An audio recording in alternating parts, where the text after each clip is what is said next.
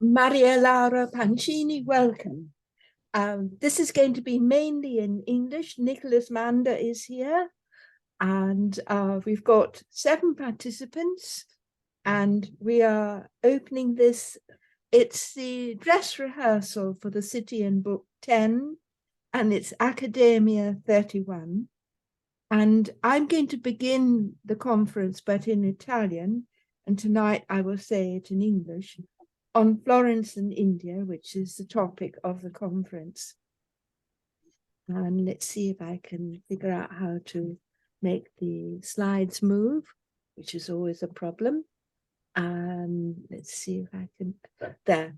The City and the Book 10, Florence and India, an international conference that will be held in both Florence and Delhi. And the 2 organizers are myself and Arjun Shivaji Jain, who we are both companions of the Guild of St. George. And he's in Delhi at the Red House, and he will do his part of the conference on the 23rd. And did I do the registration? Yes. My father had spent the 30s in India, was Gandhi's biographer and friend, and covered the Salt March to Dandi for the Times of India, of which he was an editor. Besides the tragedy of Gandhi, which he wrote when Gandhi was in prison, he also wrote Peasant and Prince, and chose for my godmother a Sassoon from Mumbai, Florence Shepherd. As a small child, I was jokingly betrothed to a Raja staying with us in Sussex, and I treasured the hand-carved ball and cup he gave us. India's independence was declared when I was 8, and I was glued to the radio listening to Nehru and Mountbatten. Let's see if I can do this slide change, right? It's being obstinate again, as usual. These are my father's books, and the 2 on India. And also these were the BBC discussions with Nehru and Lord Irwin and my father and so forth. But here we see Nehru below Mountbatten. The English sort of handled things with ceremony and making others subaltern to themselves, which is what Gayatri Spivak writes about so eloquently. Not only the powers that be, the imperial nations versus the colonies, but also men to women. But I never visited India. To me, it was both this exotic fairy tale place, all Edward Said's Orientalism, but also the tragedy of its terrible partitioning between Hindu and Muslim. The nuns of my Anglican convent school taught in Nainital's Anglican All Saints College for girls. My mother foundress sending them to India by way of Florence, where they bought large albums of Alinari and Brogi photographs in order to teach Florentine art. And these albums I now have. And this is the Bargello. And this is what John Ruskin lectured to schoolboys, where the sheep, these are the actual sheep you still have in the Mugello with the horns, and the boys clapped about the sheepdog. This is on the Giotto Tower by Giotto, the drawings done by Pisano, the drawings done by Giotto. And many of our schoolgirls were born in India, speaking her languages. Dame Joanna Lumley also went to my school, who always fiercely defends the Gurkhas, who were always loyal to the British, who then were willing to abandon them to statelessness. As a teenager, I read Santha Rama Rao's Home to India about her life as a teenager, following an English education, returning to her homeland, and finding the glamour of India's independence, of her parents' khadi cloth wearing, now tarnished, but meeting with Rabindranath Tagore in his ashram, in Kashmir, listening to the cloth producers' songs, and finding school children far more vivacious in their writing in Bengali than in stilted imperial English. Her title inverts E.M. Forster's Home to India. He also the author of A Room with a View about Florence. Then I met on Zoom a fellow companion of John Ruskin's Guild of St. George, Arjun Shivaji Jain, whose name Shivaji celebrates our Indian prince's 17th century ancestor, who had successfully resisted both the Muslim Mughals and the Christian English. First, in this conference, we're celebrating, let's see, slide to change, right. We're celebrating the restoration of Rajarama Chhatrapati, the Maharaja of Kolhapur's Victorian tomb at the confluence of the Arno and Mugnone rivers in Florence's Cascine. Shelley had written about the Cascine in his Ode to the West Wind. The Maharaja was the first reigning Hindu prince to visit England and Europe after essentially being raised under house arrest and very tight control by the British. We shall visit the monument from our conference at noon for lunch, then return to continue it at 2:30. Yesterday, the day before the conference, we will have visited the Stibert Museum, filled with imperial loot, his family's wealth gained in India, and also the Swiss-owned so-called English cemetery, with its many links to India. Reading the young prince's diary, he died when he was only 20, I feel enormous sadness. He's so compliant to his military British handlers that I sense he succumbs to his mortal illness as his only freedom from them. 30th November 1870. The East India Company, founded in 1600, this is the Stibet, and this is our cemetery, and then this is the East India Company, founded in 1600, rigorously controlled the Rajas, using the doctrine of lapse, forbidding princes to adopt or proclaim heirs in order to seize Indian princedoms for itself. Their control of India by means of private armies was transferred to the British government in 1858, following the Indian Mutiny of 1857. Here we see them, the English going native, but this was forbidden after the mutiny. And this is John Bennett Hersey at Meerut, and we have a relative of his, John Bennett Hersey, buried with us. And the 1876-1878 famine, well, let's go back to the Indian Mutiny. Right, here we go. One of the Ranis, Lakshmi, resisted the British. First, she supported them, and then they betrayed her.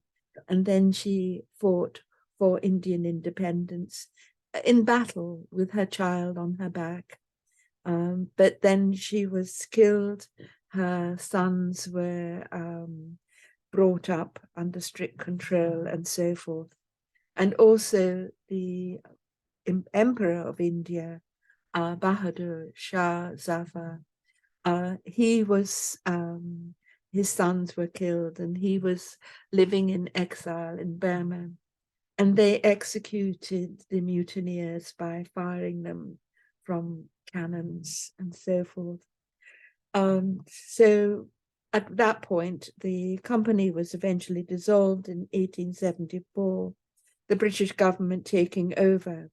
But at this point, we have Lord Lytton, who was present at Elizabeth Barrett Browning's funeral here in this cemetery. He is the first Viceroy of India. He's also a poet, but he presides over this terrible famine in 1878. And this photograph I find absolutely unbearable. Already in the 1840s, there had been the terrible famine in Ireland. And then we have the 1919 Amritsar massacre of civilians.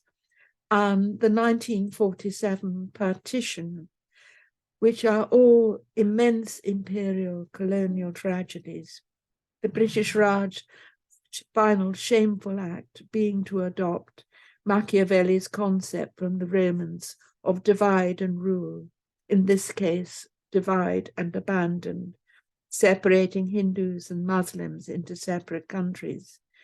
Hindu India and Muslim Pakistan and Bangladesh at the partition, breaking her apart against Gandhi's wisdom, resulting in 14 million persons displaced as refugees from their own countries and several million dead in massacres and from the hardships of travel. Italy's Risorgimento united her. India's independence divided her. The English cemetery, the Museo Stibet and the Prince's Tomb mirror reflect that Victorian history of India, her military, medical and civil service there, then finding retirement here in a warmer climate than England's. I use service sarcastically, much in the way Prince Harry has come to perceive his own military service, that it is more about being imperialistically murderous and self-serving than it was of partnering equally with India. For the purposes of this conference, we speak of undivided India before its tragic partition. This is a study of a conquered subcontinent, of a profoundly ancient civilization that parented our Indo-European languages, numeracy, and culture. And then now I will discuss the English cemetery. The first sector of our cemetery, it has these 7 sectors.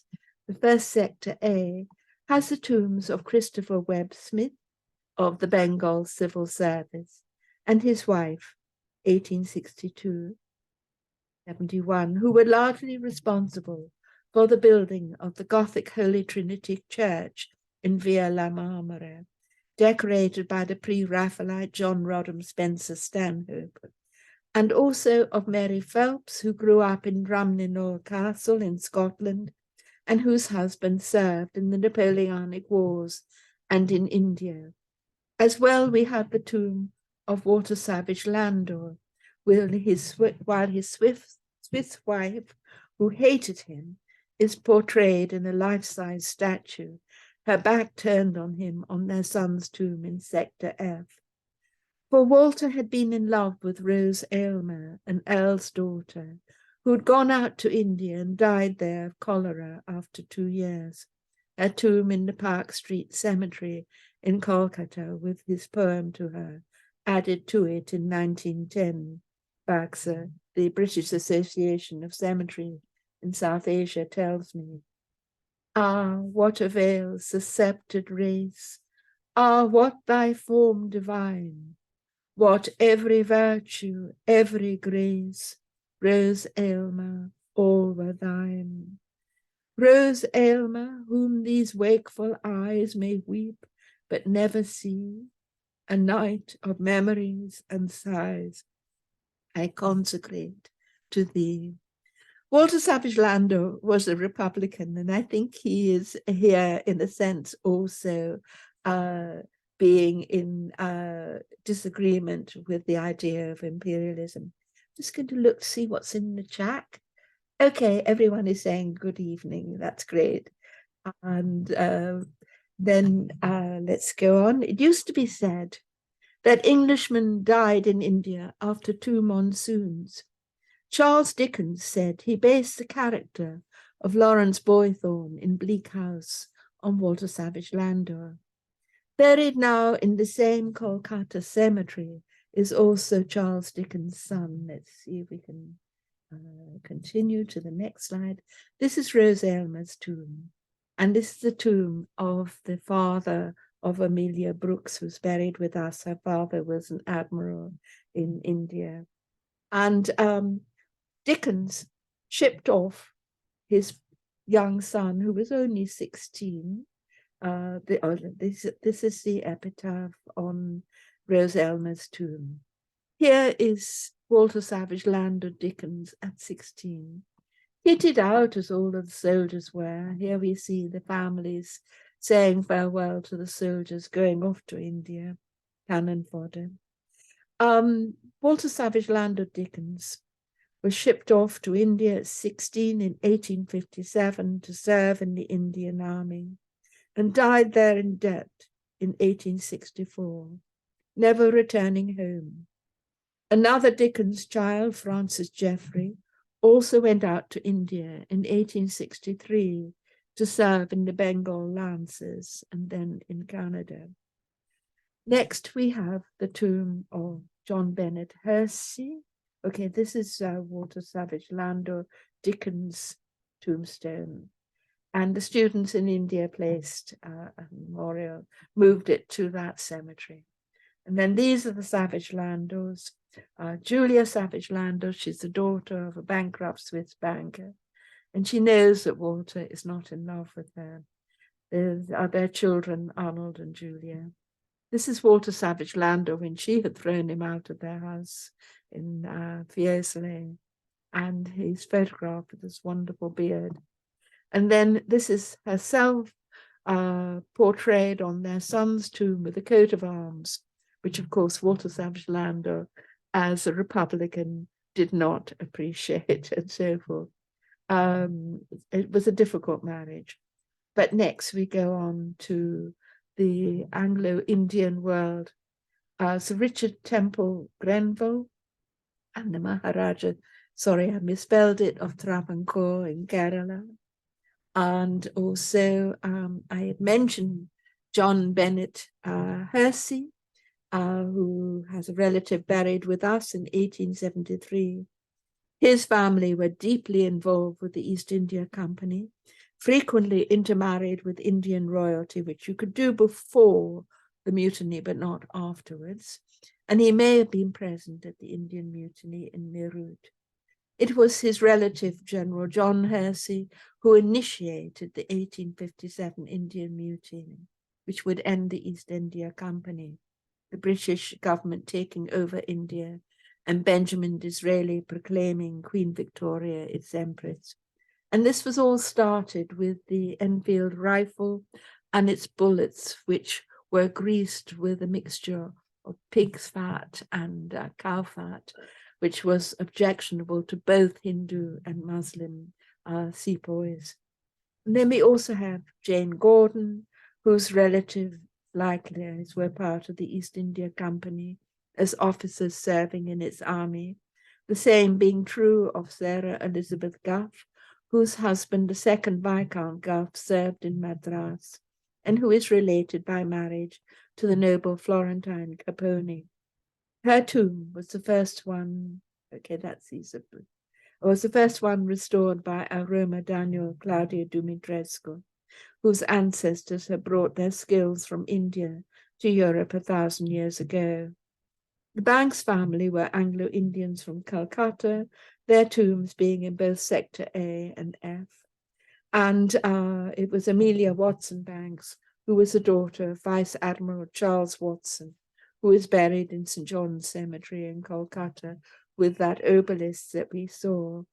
And likewise, the brother of Elise Maria Stisted Wood, Sir William Henry Stisted, served in India, while the former but now exhumed tombs of the father, Thomas, 1847, and sister Amina, 1859, of Colonel Thomas Stebet, were in our cemetery's largest lot. And the next sector, B, are buried, as I pointed out earlier, and I don't know how to, okay, here I found it.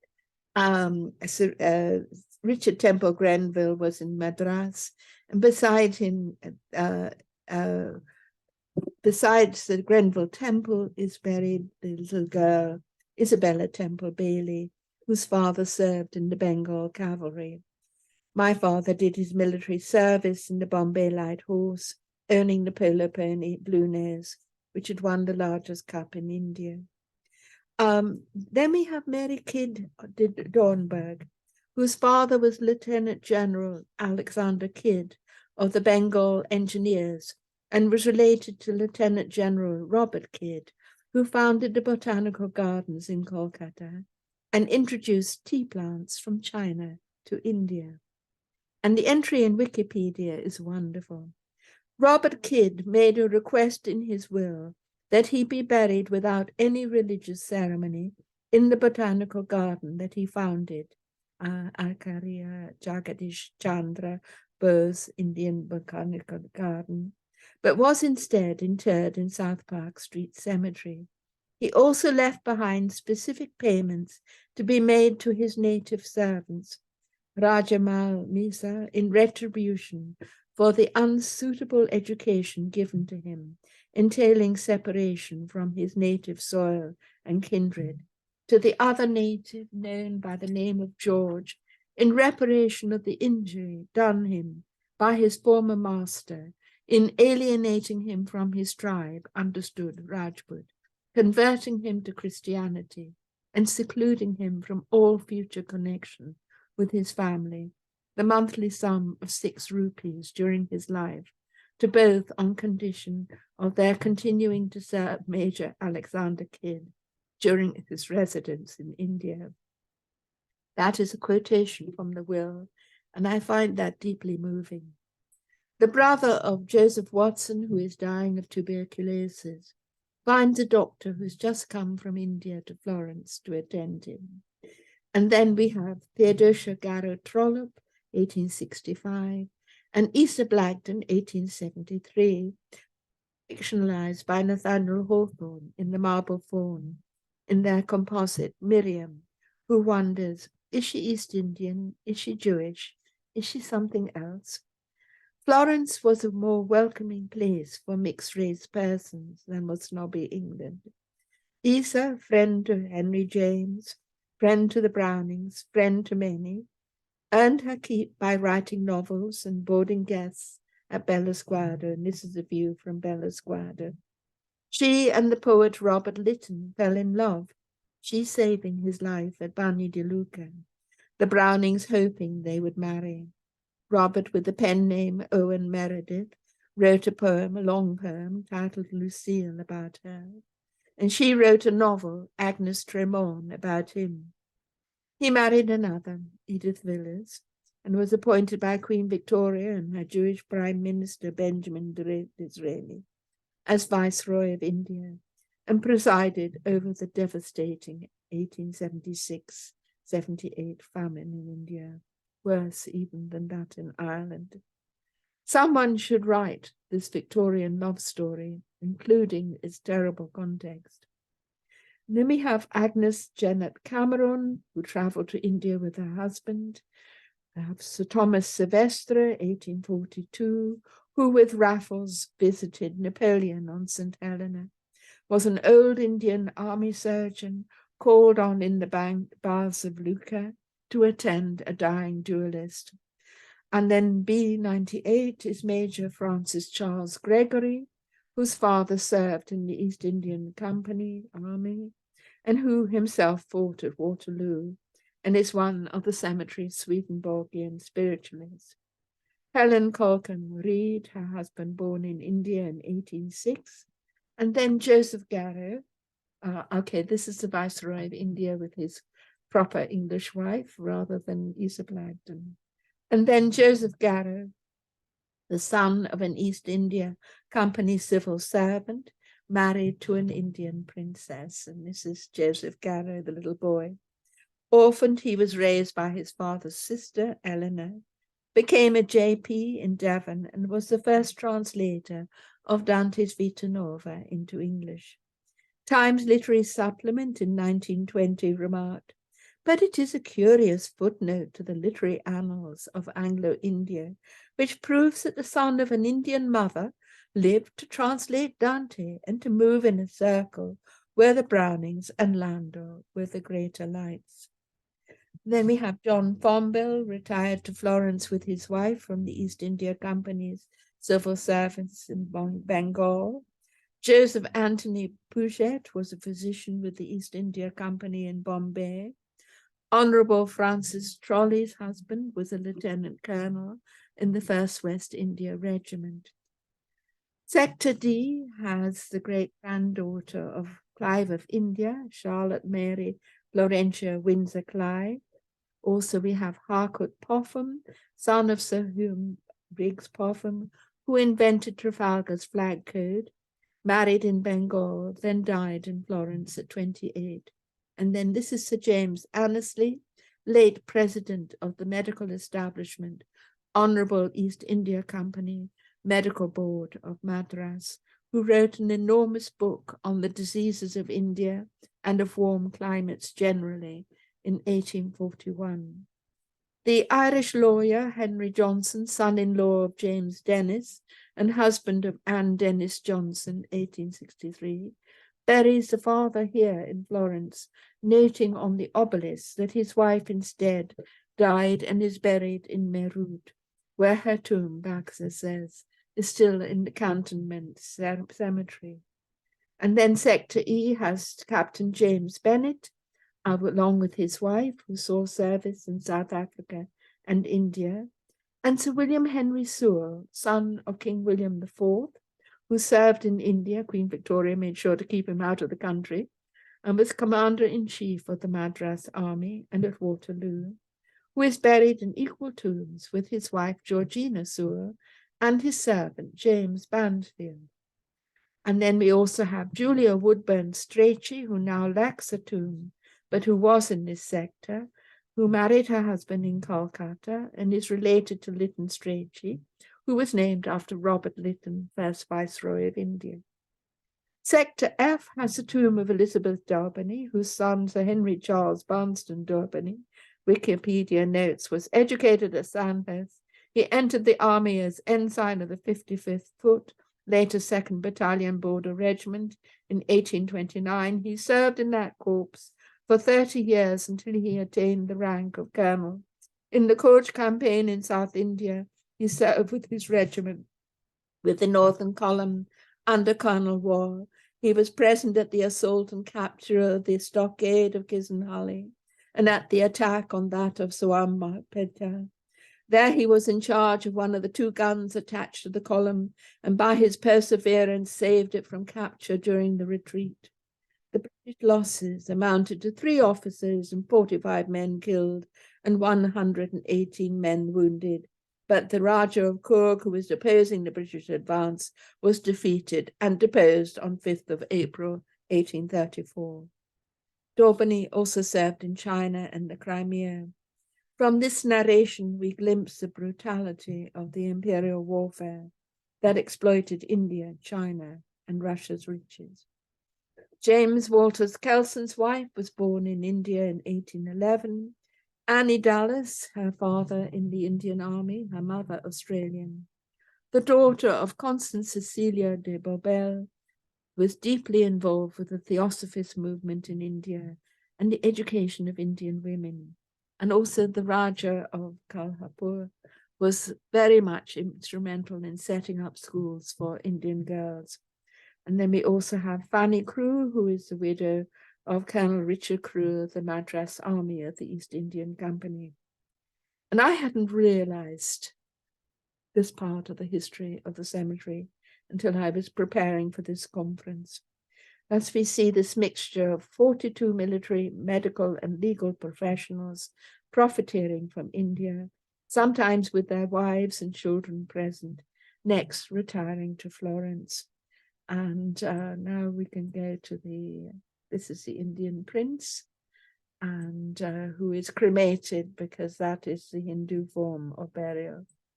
And this is the bibliography. And then we have had some wonderful papers come in. I love this. Sriram Rajasekaran is a young doctor who adores Proust, and he's writing about the magic spell of a book. And he talks at the beginning of his paper of the Gita Muhurta. If someone were to read the Gita at some point in their life, it may not be at the same time that the teachings of really enter into his heart. For this, that is, the Gita to enter into you, to occur to you, is a preordained moment in your life, which is called the Gita Muhurta, the magical moment when it makes itself known. It is in such moments that books work their magical spell. In a liminal space and time, later you emerge transformed. And then he says, today I will be talking about how a book wrought such a spell in the lives of Ruskin, Gandhi, Proust, and my own. Join with me as we travel through time and space. And here we have Rogers, who wrote this wonderful book on Italy, describing Florence, illustrated by Turner. Of all the fairest cities of the earth, none is so fair as Florence. 'Tis a gem of purest ray, and what a light broke forth when it emerged from the darkness. Emma Stenier, welcome. And then in 1832, John Ruskin is gifted a book for his birthday. Ruskin later wrote that the book decided the entire direction of my life's energies. The book is an illustrated edition of Rogers' poems on Italy and the illustrations done by Turner. Ruskin wrote, the book was the first means I had of looking carefully at Turner's work. It was responsible for his Turner insanities, and that the book determined the main tenor of my life. And then goes on to talk about, in 1904, Mohandas Gandhi is seated on a train in South Africa. A friend hands him a book to read on the journey. Gandhi later wrote, I determined to change my life in accordance with the ideals of the book. The book was Unto This Last by Ruskin. Gandhi called him Great Ruskin. It gripped me, brought about an instantaneous and practical transformation in my life. Gandhi named Srimad Rajchandra, Tolstoy, and Ruskin as the three moderns who left a deep impression on his life and captivated him. And then he goes into this story, which is now cut from the version we will give on the 15th, about a peanut seller he knew as a child, who reminded him of the wonderful face of Tolstoy. And I'm so grateful that this inclusion of non-academic persona gets into this conference. And then he describes Tolstoy and Gandhi. It is interesting, he said, that just as I discovered the correspondence between Tolstoy and Gandhi after reading War and Peace, I came across the correspondence between Romain Rolland and Gandhi after I read Jean-Christophe. I wonder how this man had the time to read so much while also being actively involved in the nation's issues. Not to mention he was also a prolific writer himself. His published works go into nearly 100 volumes. It is like what Einstein said of him. Generations to come, it may well be, will scarce believe that such a man as this ever in flesh and blood walked upon this earth. And then Sararam goes into his special love of Marcel Proust, who writes to his mother urgently for Ruskin, whom he is translating. And this is something that he goes on to say, beyond age, language, nationality, culture, and all such differences that lie like a gulf in between, there comes a point where you are connected directly with the writer through the book. The thoughts that have been floating formless in your mind get a shape in his sentences. The fleeting ideas and sensations that you once had, and what remains now of them, is but a vague remembrance, yet cemented in the paper for posterity. All that you have wanted to say, but never found the right words to do so, are succinctly put together by him. At this moment you join hands and climb the hills with the writer to see the glorious horizon, the fantastical expanse of your mind. He leads you through the attic that is your brain and shows you things that you never knew existed. Old, long forgotten drawers are opened, intentionally suppressed letters are dug out, the spine of each book is touched, some textures are felt only now. In the end, the writer places his own book in the attic and leaves you for you to continue your work alone, but never without company. And may a book work its spell on you. Thank you. And I found this paper enchanting. It's breaking all the rules that we as professors of literature have to observe as being the detached observer. We're not meant to talk about ourselves or the aspect of the effect of the book on us. And I really welcome it. And then this by chance, a Japanese scholar came to the cemetery looking for obelisk tombs. And we sat down in the library and talked for about 2 hours. And she gave me her paper, which I'm including in the conference. Her paper in Japanese was a global history of obelisk-shaped tombstones, a study of British cemeteries in India. Her name is Kana Tomizawa. And I was absolutely enchanted by this. And I've sent her paper to John Ruskin's Guild of St. George and to ASHE, the Association of Significant Cemeteries in Europe, and BAXA, British Association of Cemeteries in South Asia. Because what she is pointing out is that John Vanbrugh came to India and saw the Anglo and Dutch cemeteries where they were building these strange obelisks. This is Rose Elmer's tomb, and also pyramids. And then he came back to England, was building them as follies and gardens, as at Stowe and so forth. And they're a bit different from our obelisks and pyramids. They're not so much Egyptian as Indian, as a wonderful form of eclecticism. And then this is Arjun Shivaji Jain, who is also a companion of the Guild of St. George. And together we are putting together this conference. And now we can interrupt the screen sharing. And please, all of you, activate your videos and your microphones. And tell me what you think. Do you think the conference will work? Okay, and Olive, right. Thelma and Olive are experts on the Garrows and the Abrams.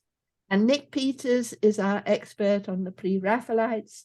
And Nicholas Mander is, he's a restorer of Alpin and also a companion of the Guild of St. George. And Maria Lauri Pancini will be giving a paper on lions. And Sue is my Fatty daughter-in-law. Welcome, Emma Stenio, and loved your and so forth. So, what do you think of it? And any suggestions? There are many more papers. I've got most of the papers now as the proceedings, because we had this problem. We're doing a conference in Italy, and it should be in Italian, but most of our participants are English. So it will be in English, but with the text as well as being given orally in scribal form on the web. And I've got most of the papers now. People were wonderful about giving my, Nicholas hasn't yet, and now has Nick, but the rest of you have. And it's really, I've been finding it exciting because it's opened up for me further dimensions, global dimensions that we have. But it's also been troubling. Here I am, was English, gave up my American citizenship, was delighting in being a European citizen, and then Brexit. Last week, I became an Irish citizen, so I'm now again European. And being away from England, I sort of see England no longer through rose-colored glasses, especially when I study the terrible massacres that went on. But I don't know what people's thoughts are on that. It's time for you to talk, not me. Okay. Hello, Julia. Yes. Can Good. you hear me? Yes, we can. Yes. You haven't received my paper yet because, as I said before, I know very little about India. I was thinking about doing something on Elizabeth Barrett Browning in connection with Evelyn de Morgan. That would be excellent, yes. Yes, Mhm. And it would be based on an article that Judy Oberhausen and I Mhm. once published in the Journal of the Browning Society. Good. Yes. Would that be okay for you? Yes, that would be. But there will be nothing in it about India because I But know very Nick, little about India. yes, Nick, where did mathematics come from?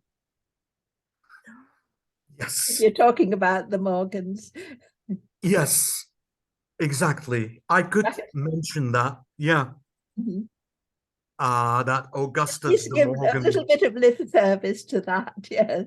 Yeah. Because I think with the racism that happens with imperialism, colonialism, you always have to denigrate the people. You denigrate the Irish, you denigrate the Indian, and so forth. You denigrate the slaves. You consider them to be lacking in intelligence. But in fact, they have ancient civilizations. And we, in a sense, are the barbarians, not they. Does that make sense? Yes. And I think But when we learn that, perhaps we can solve some of our problems, because wars are based on this lie that the other is inferior and evil mhm. and so forth. um, the Mhm. paper is mainly about spiritualism, Yes, which was something that both Elizabeth Barrett Browning and right. Linda Morgan had in common. Yes, yes. We've got a whole section of the cemetery, and they all got to be buried together. The Mhm. Swedenborgians, these spiritualists, and Elizabeth's tomb is there, and Hiram Powers and Silvestre and so forth. And then the Theosophist's tomb is at the other side. But it's interesting seeing how they do cluster, not the nations, they're all mixed up, but the kinds of religious forms tend to cluster together. Uh, I love the way we're so mixed up and Mhm. mongrel and everything. So, Yes, is it okay with you that I yes, send you the text tonight and then you can tell me if great. you agree Okay, with it? yes, thank you very much, Nick. And Okay.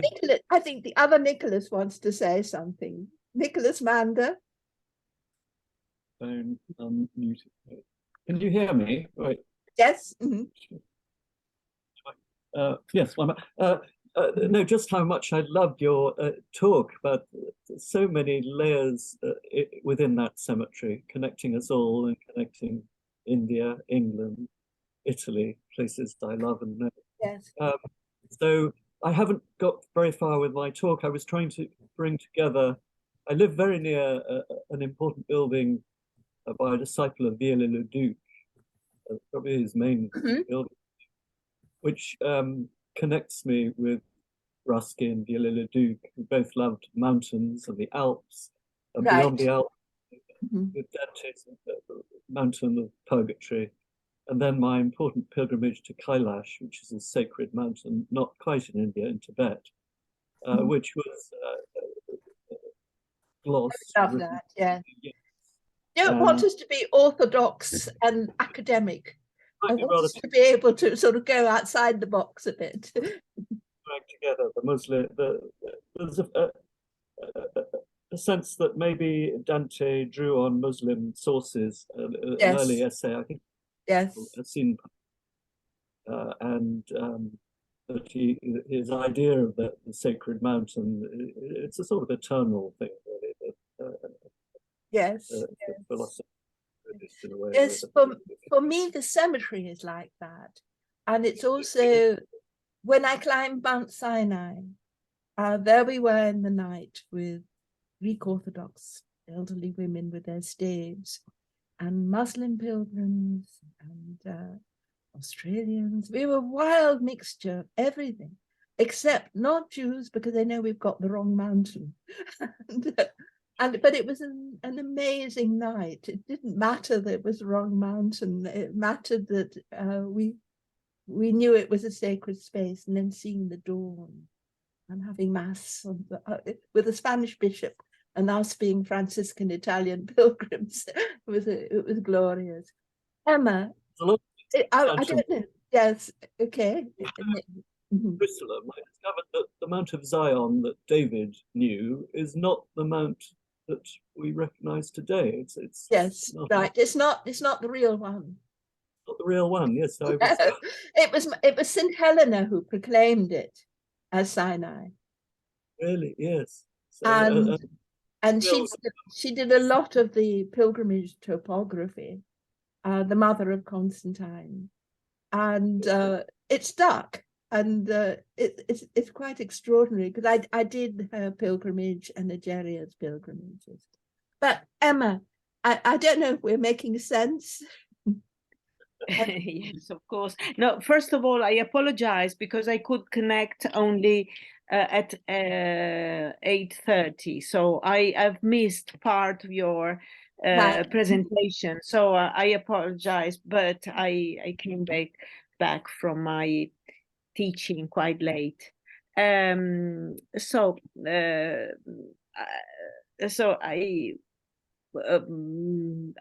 as you know, I won't be able to be on the 15th Right. with you talking about Tuscany. So I will, Mhm. if you think that this makes sense. I mean, my talk will be on Ruskin and I mean his late work, which is in the 1880s, mid 80s, about folk songs of Tuscany. Yes. Big Yes. collection of folk songs. So it was an interest that Ruskin had in peasants, Yes. in spirituality, Mhm. also Catholic faith. This is an Yes. interesting point because Ruskin is open at that time. It leaves the very strict evangelical faith of his early years, and he is very interested in sort of Franciscan or mystical medieval spirituality. So I don't know if this makes sense in your. It's wonderful sense. Yeah. I adore Francesca Alexander. Her drawings are so exquisite, and Ruskin just responds to this. And she is what I've been doing with the Roma, is recording their storytelling, which is brilliant. Although they're illiterate, they've got stories straight out of Apuleius and Shakespeare. And she's collecting the Tuscan stories. And I love the one about St. Zita of Luca. I see. It's great. Yes. And the miracles and so forth. And she's a real person. And it's a real person. It's a patron saint. Yes. Yeah. And so we're going to have to put you orally on the 23rd with zooming to Delhi, but we will have your paper already on the proceedings, so it can be read on the 15th as well by people. Yes. Okay. Because it really belongs on the 15th. Okay. I've published a part of the, I mean, an essay some time ago. It will be in a way resume, based on that, but it will be based. But do you really want the Italian? Do you really think that the paper in Italian will be useful? Well, I feel guilty about barging in on the Accademia dell'Arte del Disegno. Oh, I see what you mean. And not having anything in Italian. And my Italian translator, her father is dying, she can't do the translations for us. So I'm just trying to make sure that there's enough Italian around to not alienate. But I do find I can't afford the simultaneous translation. It's very expensive. And I find that all the Italians walk out on it anyway. So you've spent a lot of money and it's no use. But I think if we get things in written form that can, in the past, I've always had the proceedings in both languages, all of the texts. But I think this time I may not be able to do that. It'll be mainly in English. It is easier. Yes. But, I don't want to alienate the hosts. And this is about Florence, and so it should be accessible to Florentines. Yeah. So if you could let me have your paper in both languages, I'd Okay. be very grateful. Okay. But Julia, when you say the proceedings, do you mean that they will be published online? I mean, That's right. That's on the right. I can site, do it for website. free. Yes, I'm having Okay. to do the whole conference without any money.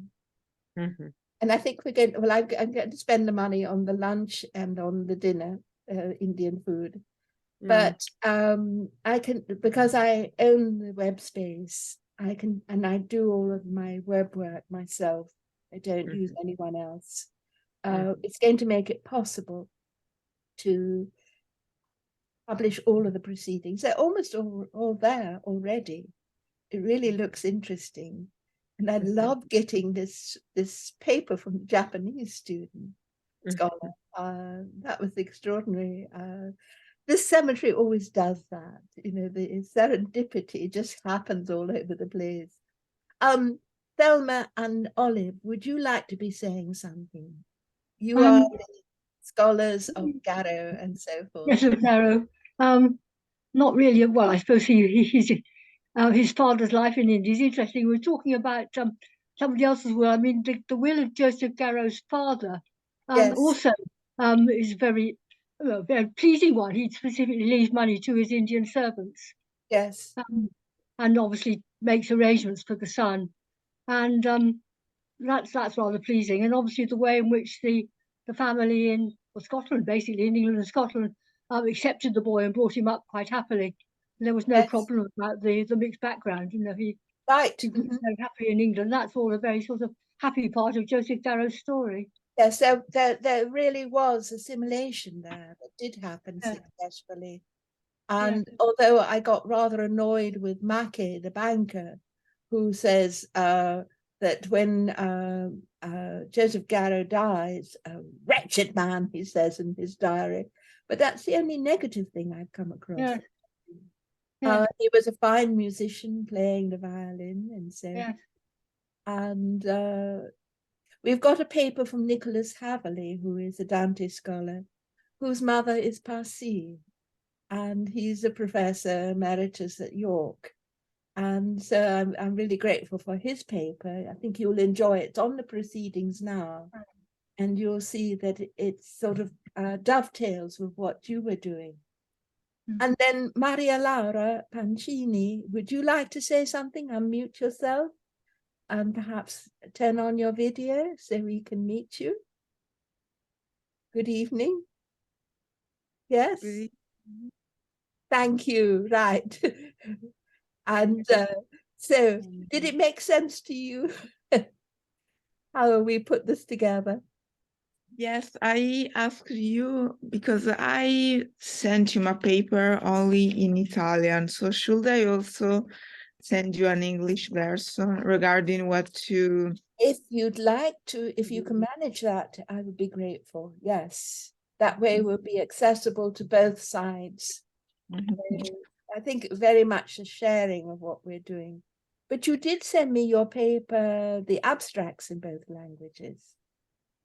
Yes, the abstract I sent you in both languages, but my paper I sent you today, but only in Italian. That's fine, that's fine, yes. I don't know if, should I also send you if do it without it being pressured, okay? Right. I'm not very good at English, so I don't know if well, I can edit it for you. I'm able to write a paper so in English. Yes. I've often edited papers for, I mean, I've loved it. A Russian student found me on the web back in the days with dial-up telephone. It was so expensive, but she was working on Julian of Norwich.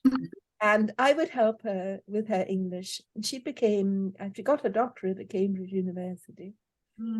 So I've also helped a Bulgarian woman scholar and so forth, because it's wonderful to be able to be instrumental in helping another scholar enter into another country's scholarship with both languages. It's so much richer. than just being monolingual or monocultural.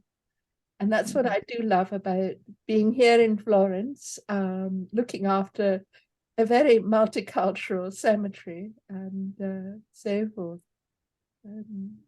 More comments from people? Emma?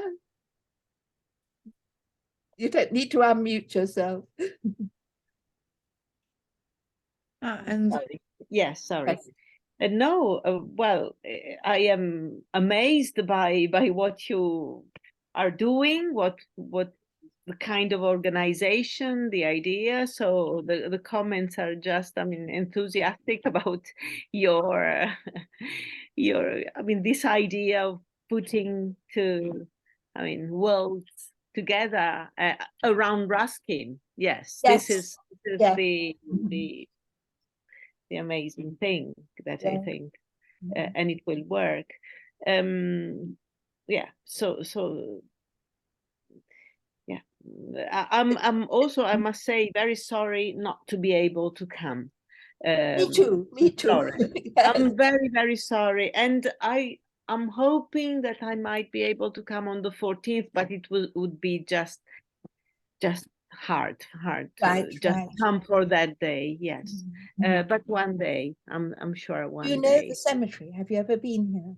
No, unfortunately not. I wrote my undergraduate thesis on Browning. So Yes. yes. You need to come. Yes. Yes, I definitely I need to come. I will let you know when, and Great. so there are so many things Yeah. I'd like to do. Right. So yeah. So thank you for Thank now. you. Thank you. And Nicholas, do you want to say anything? I can see you smiling. It's so wonderful the way you draw things together. Thank you. I'm not hearing you, you're mumbling. Turn up the microphone. I just want to thank Yeah. you very much. It's wonderful the way you draw all these strands together. And Florence seems to be in the center of some universe, really. Yes, yes. And Emma, I should have asked you to introduce yourself and your university. Oh, yeah. I am Emma Sdegno. I teach at Venice University, Ca' Foscari. And yes, I've been working on Ruskin for quite a while, quite a long time. We have now founded, we can say, a Center for Ruskin Studies in Venice, which is called FORCE, Yes. obviously. But FORCE works also as an acronym for Focus on Ruskin Studies. Yes. So we have, and we are organizing events around, book publishing on Ruskin with edition, and the next, in 2 weeks, on the 19th, we are presenting a French, just to go to what you were saying, Julia, the importance of being multilingual, and Ruskin is very interesting for this, and we will present the first edition of the whole book of Praeterita in French, just published. Wonderful. Yes. And so it will be in a particular place, because if you people who know Venice, it will be in the Scuola Grande di San Rocco, where all the Tintorettos are. Yes. Because as you know, for Ruskin, this place was very important. So it will be presented there. Yeah. And another event we are organizing is another book, another edition, the edition of critical edition of Ruskin's The Guide to the Academy of Fine Arts in Venice, which is a late work, 1877, which has been, fully edited by Paul Tucker, and it's going to be out in the next days. And in the guide to the Academy, Ruskin wrote a lot about Carpaccio paintings. The paintings of Carpaccio. He got very interested in the early 70s, which is quite late in his life, in this painter. And now at Palazzo Ducale, there is a big exhibition. It was in Washington and now it's in Venice. So there is a good coincidence that, so Ruskin will be read in conjunction with this exhibition. So we are working around, Venice is a city that meant a lot for Ruskin, and so we are trying to present Ruskin in a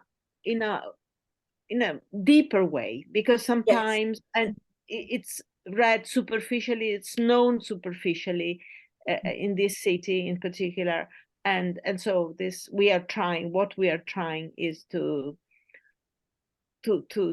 give a fuller, knowledge of Ruskin, because as we know, he was a complex writer, a complex thinker, and a complex artist. So we try, and person, exactly. What I love here in Florence, you sort of on the bus, and suddenly you see, oh, that's Ruskin. It's Venetian. They copied it here in Florence. And then you get this wonderful Liberty style as well. And then a lot of the stuff is not very interesting, the modern stuff, but then you get this playfulness amongst the architects with Ruskin and Venetian Gothic and so forth. Maria Laura, could you introduce yourself and your university? Still there, or have you? Maria Laura? She's not responding. But she is also a university, I think at Siena, and she's interested in the symbols of lions in Florence and in India. And yes, could you unmute yourself and introduce yourself? Yes, sorry, I went a moment. Someone ringed my. Yes, so I am a PhD student in Siena. So in my paper, I would like to talk about so the lion, but I study the 14th century political and civil poetry, minor poetry in Tuscan. So I would like to make a comparison between the lion, in particular the Mazzocco, so the Florence lion, in this kind of poetry, and the lion in the Indian culture, in particular the lion in the Sarnath kept the four lions. Yes. Sarnath capitello, I don't know how to say in English. Capitals. Capital. But it's more than a capital. It's sort of the eclecticism that you were also getting with those obelisks and pyramids and so on. It's very ornamental. And the same is true of the architecture of the prince's tomb in the Cascine. I rather object to it because there it is Englishmen doing Indian architecture. Why on earth didn't they get an Indian architect to do the tomb? But instead it's sort of this control, which I find difficult, but maybe that's, maybe we've become a bit more sensitized to these. And of course, there was a real lion in Florence, and it attacked, Villani describes. Can you talk about that? the Villani episode or the lion. There was a real lion that attacked a mother and child. Because there was a lion, I think, in the I don't know to say in English.